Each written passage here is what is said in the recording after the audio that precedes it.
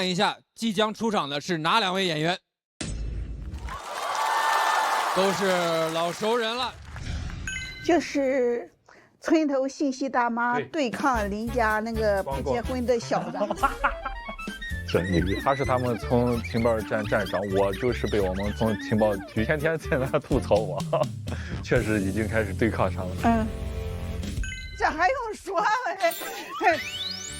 当然是南瓜了。如果咱俩没这舞台，肯定现在是村里对抗的那2拨人了。村里对抗的话，你确实有点不占优势了。不敢惹，不敢惹。那话不多说，第一位要上场的这位朋友，村里的信息中心主任，今天又给大家带来了哪一些新的信报呢？有请房主任。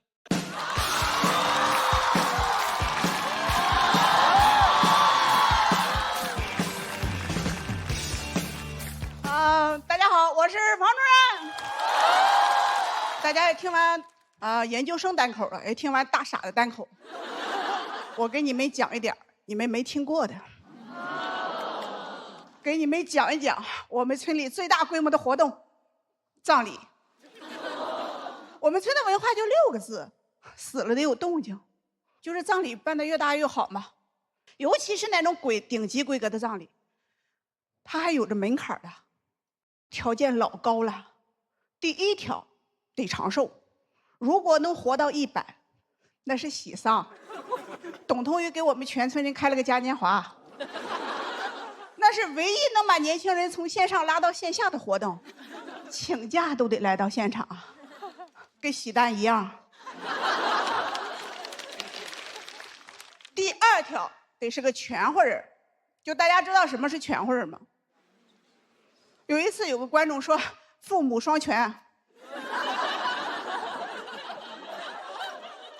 我说哥们儿，他都100了，是儿女双全，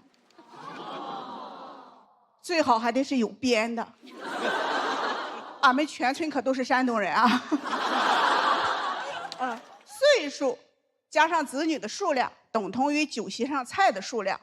80岁18道菜，100岁满汉全席。我有个邻居今年100了，5个孩子全有编。现在我们全村人都在盼着他死了。哎呦我的妈呀！你们乐成这样，你们道德沦丧的也不少啊！我真参加过一次那种顶级规格的葬礼，那现场人山人海。普通葬礼的花圈它是个位数，那天的葬礼花圈它是3位数。早晨300块钱一个买来，晚上回收5块。如果下一个葬礼离得近啊，你都能看到花圈走穴。你们谁见过葬礼上送 LED 大拱门的吗？上面是鬼弄的字幕，两边柱子上摆着鲜花，在马路上一字排开。俺们在底下走，哎呀妈呀，老漂亮了啊！我火了以后，有的观众说：“姐姐要走花路啊。”我说走过。普通葬礼的唢呐队就1伙，就南瓜他爸吹的那种啊。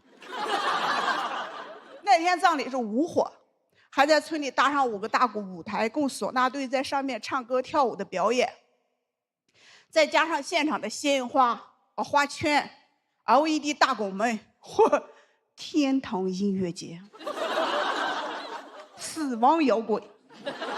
你想想啊，也对，你看花圈上它有2手玫瑰，唢呐队还较上劲儿了，打开 PK 了。就是他们跟我们说脱口秀一样，最怕演凉了。为了展示孝心，他们还请气氛组，就是花钱请人替哭，就是价格吧，也跟我没火之前一样，10分钟200，但他比我挣得多啊，他一晚能演几10场。真是哭挣钱啊。那评片的标准由谁来定呢？它是由我们村操持白事的大总管，由他根据这家人在葬礼上花钱多少来评定这家人的孝顺等级，我们叫做大众点评。就是花钱越多，好评越多。你说你要那么多好评有什么用？自己又看不到蕊泡。就是活人演戏给活人看嘛。主角不应该是躺着的那个吗？谁家主角的杀青才开机的？我觉得我们村子里的人都是潮吧，就是250。你说一辈子了，考研、考编、生儿育女，就为了最后燃一把，风光大葬，真正的向死而生。对于这种陋习啊，说实话，我挺渴望的。我要想办一个史无前例的葬礼，我就得办跟，史无前例，我就得办跟他们不一样的。你看他们的葬礼上有唢呐队，有乐队有歌舞，就是没有脱口秀。我以后的葬礼就要办成脱口秀比赛。喜丧之喜剧之王单口记。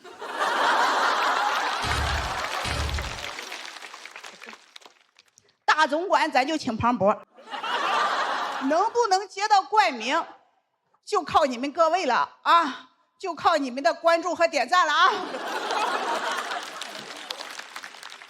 啊！其实我最期待的环节是复活赛，我给他们来个诈尸返场，谁淘汰我，我就带走谁。我让你打老人。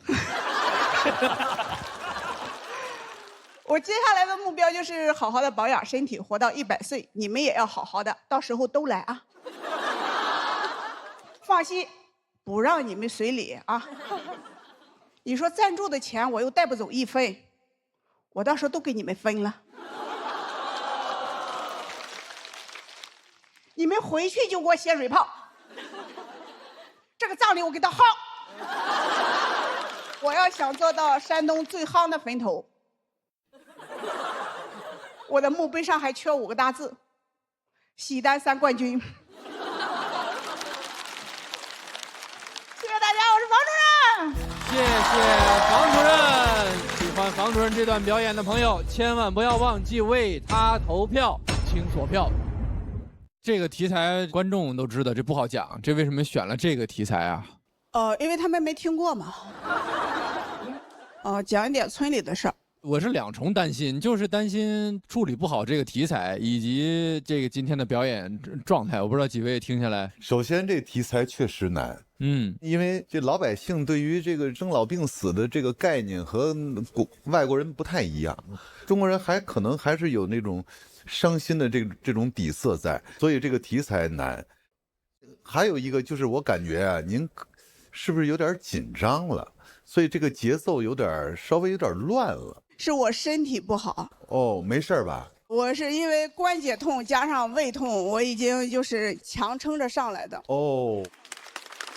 但是刚才啊，就是我听进去了，我觉得倒是引人入胜。是我虽然是山东人，我没经历过这种风光大葬，这样，我开始听这里边的故事了。但确实是像这种的，他掌握的那个分寸也好，其他也好，有的时候该不该笑，好不好笑，有的时候会大家会愣一下，是不是？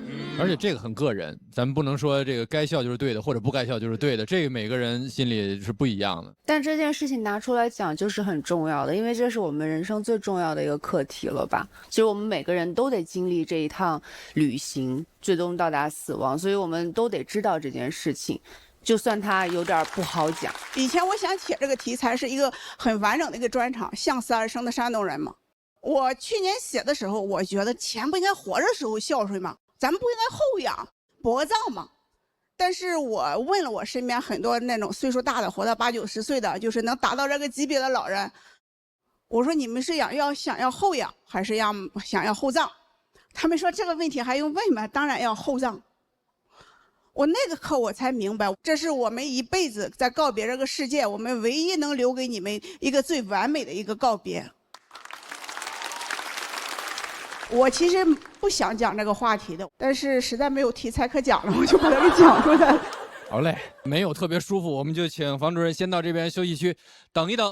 那要跟房主任对决一场的这位朋友也是老朋友了，掌声有请南瓜。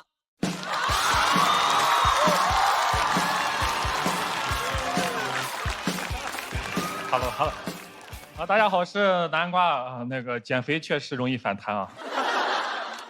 我在上海，平时在上海沪漂6年了，现在老家那帮朋友基本上现在都不联系了，上海这边也没朋友。之前跟那个黑灯关系特别好，这自从上完节目之后，慢慢的就疏远了。前2天还一起喝咖啡呢，这明明都熟悉的咖啡厅，熟悉的人，这怎么喝着喝着咖啡的味道都变了？是咖位不一样了。在上海确实也找不到对象，找对象很难啊。之前有朋友给我推荐什么社交软件，叫什么听腾什么恋啊。哎，我听这名字不错，下载填什么个人信息，个性前面个人资料 MBT， 填了半个小时，最后一步中专学历不让注册。我当时我就破防了，你知道为啥？我们中专生配不上叫青藤啊。人家青藤都是大学生，自信张扬，我们中专生没文化，傻傻的。那我们是什么藤呀？是酷酷的藤哈。在上海确实，我现在感觉自己孤零零的，我很想回我陕西农村的老家了。在上海大家太卷了，我一个农村人现在天天也喝咖啡啊。甚至上次回村里的是怕村里没有，还带了几包回去啊哈。回去1包都没喝，村里用不上，困了累了直接睡觉哈。在村里还是挺惬意的，你甚至刷那个小某书跟大城市也不一样。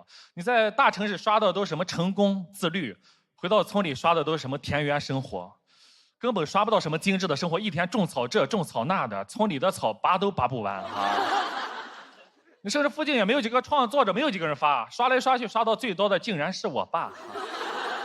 因为我上节目，我爸现在也玩这个，他是在村里吹唢呐的，他现在天天在小某书里面发白事。我去，都发成小白书了。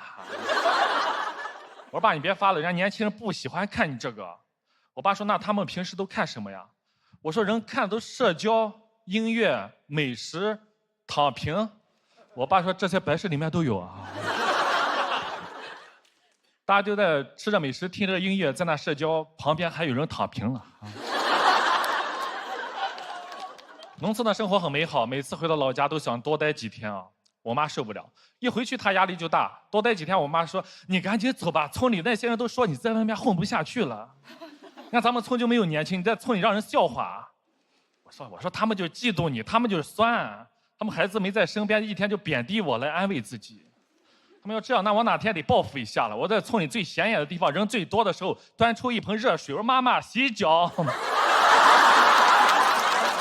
妈，你就是世界上最好的妈妈呀！这么多年辛苦了，母亲。你如雪的情书，一身要强的妈。现在这个干拔一下，干拔一下。就我妈真的是，她压力挺大的，因为村里那些她不光说我在外面混不下去，还说我找不到对象。我妈是在村里开小卖部的，门口每天坐满了大妈。我妈说那些大妈知道我没对象，天天在门口笑话她。我说天天笑，他们光笑也不买票嘛，他们太烦，他们每天从早上8点半一直从早上吐槽到晚上，他们全职脱口秀演员。他们比我们这些人秀多了，他们甚至就叫秀菊、秀英、秀梅、秀萍。你根本就阻止不了他们哈，因为 The show must go on 哈。我妈也是为我操碎了心啊，前段时间还给我介绍了一个女生，是她朋友的女儿，让我加微信。人家也是礼貌性的就加了一下，聊了2句，她就说：“哎呀，那个先不说了，我去吃饭了。”我说：“行，祝您用餐愉快哈。”我妈还不停地问：“儿子聊得怎么样？儿子聊得怎么样？给我说说，给我说说。”我说：“妈，人家先不说了，人家去吃饭了。”我妈还说：“哎呦，真是个好姑娘呀，吃饭的时候不玩手机哈。”人家就是不想理我了，30岁了没谈过对象，我现在我也不会跟女生说话，我妈很着急，她说你得多跟女生接触呀，你得主动一点，你得打电话发消息，你得主动一点呀。我说妈，我这么多年主动的还少吗？她说那他们怎么评价你的？我说热情礼貌，风雨无阻哈。还有放门口吧哈。农村结婚很快的，像30岁，周围同学发小全都结婚了，甚至有孩子了，就剩我一个了。我上次参加他们婚礼，他们有个说法我特别不喜欢，他说我们都结婚了，都交卷了，你啥时候交卷呀？我说这结了婚就能算交卷吗？那咱同学都有2婚的，那他们还能重考试吗？结了婚事还多着呢，交卷我觉得人去世之后才能算交卷啊。我爸是吹唢呐的，也算是大家的下课铃声了哈。每次回到老家没啥事，我都会跟我爸去考场上逛一逛哈。那确实像交卷现场，白纸黑字的悼词就像答题卡，上面写着姓名，写满了一生的答案，都写的是在生活中与人为善，邻里和睦；在工作中恪尽职守，永远是大家的良师益友。我去了好几个，全都是一样的答案，一个抄一个，我都感觉是同一个人在反复去世，从来没有哪个人墓碑上刻着喜丹3总冠军。我觉得就应该这样，每个人就是不要去抄别人的答案，对吧？人就活一次，答案这种事情不应该自己来写吗？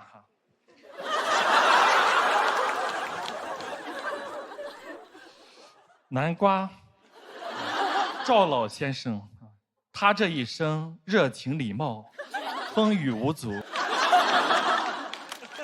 准时送达。他天天给人挂门上啊。今天终于给自己挂墙上了，你们带的东西就放门口吧。先不说了，你们都去吃饭吧，祝你们用餐愉快。还有最后一句，我先躺平了，明年记得来我这里续火花哦。谢谢南瓜。喜欢南瓜这段表演的朋友，千万不要忘记为他投票。我感觉是我看到你表演里几乎最好的一场。我也是。哎，哦，我感觉我第一场发挥不太好，这半个月我上了有50次台，风雨无阻，无阻，准时送达。就是报名上台，不停的去练这些稿子，对着观众一场一场的，就是熟悉观众，熟悉场子。哦，一天都不止一次，赶场，一直赶场。他也是有丰富的这种组合接单的经验，所以都能是，而且他能保证不晚场。对，要是我们第2个就迟到了，这是。为什么挑战了房主任啊？因为我觉得我们的题材都是那种农村乡村的，这唢呐也能连上，觉得能call back一下。但其实我觉得最后这个交卷这个答案，这个我觉得还是蛮妙的，整个的这个大底特别好。因为确实去年上完节目也没啥演出啊，没啥演出。我爸说你回来跟爸去白事上演出。确实去了好多场白事，我就发现大家确实现在很多葬礼上他那个悼词条幅上写的都是一模一样。我觉得现在作为咱们这一代人应该个性一点，有不一样的答案，就是人就活一次嘛。我前段时间去了一趟云南的微山，然后那个地方就是他们家家户户都会写挽联、写讣告，然后当时他们有一个讣告工作坊，然后我在里面也给自己写了一个，他可以跟任何人写，你可以自己给自己的乳牙写，你可以给去世的猫猫狗狗写，我给曾经的自己写了一个讣告，就是我觉得自己好像这几年也有一些变化吧。其实你刚才说到那个交答卷的时候，我就觉得其实我们时时刻刻也都可以交答卷，然后我们也可以把最后中的那个答案留到我们离开这个人世间的最后一刻。我觉得是我看你线上节目以来演的最棒的一次，最从容的一次，然后所有的表达都让我觉得好像你指引着我，也让我自己去到了一个方向，去思考一些什么东西。谢谢。演到让我有点都不认识你了，就那种高大的感觉，那种是吧？安抚人心的那个状态。可能很多人说这个确实南瓜一胖，幽默也就回来了，是智慧也回来了。我也是觉得挺有深度的。最后，其实我觉得就是在解读，就是解读死亡，就包括房主任也是，就每个人面对死亡他都有不同的态度和心态，我觉得像你们这种心态就特别棒。对，就是像房主任刚才说的，向死而生吧。对对，但还是好好认认真真的、快快乐乐的做题，别急着交卷，你知道吗？对。那我们现在得看看你的成绩了。哎，确实，那我们把房主任也请回舞台中央。这组有点意思，话题很接近，互相甚至有一些互文的意思。观众给出的结果会是如何？请看大屏幕。191票，请房主任暂时前往待定区。同时，我们恭喜南瓜191票，直接晋级。南瓜这也是战胜了心魔。上一年他不就是在外貌中逐渐迷失了自我，在喜剧的路上走了弯路。今年认清了自己，还是搞笑吧，不搞笑就太搞笑了。他今天最后念的是自己的墓志铭，他说饭给你挂门上了，我先挂墙上了。对对对，哎呀，然后说祝你们用餐愉快什么的，就是那一下升华了。这几年感觉自己就是缺少一场胜利吧，一场能够扳回一场证明自己的一场比赛吧。我一定会努力的去写，然后让大家更加的走进我南瓜的世界吧。爱情。